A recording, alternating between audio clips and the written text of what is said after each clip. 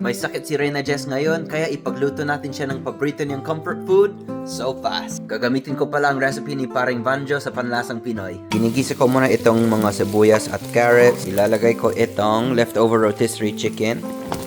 Madaming tubig, tapos ilalagay ko din yung chicken bouillon. Sorry na lang kay Nor, Maggie lang ang meron dito sa bahay.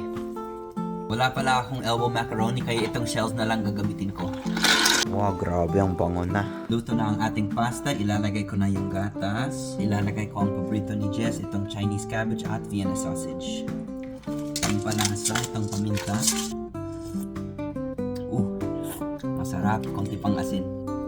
At paminta pa. Ang sarap. Wow! Ito na ang taste test ni Reyna. Improvised sopas ni Kuya Jake. Masarap, baby. Masarap. Thank you.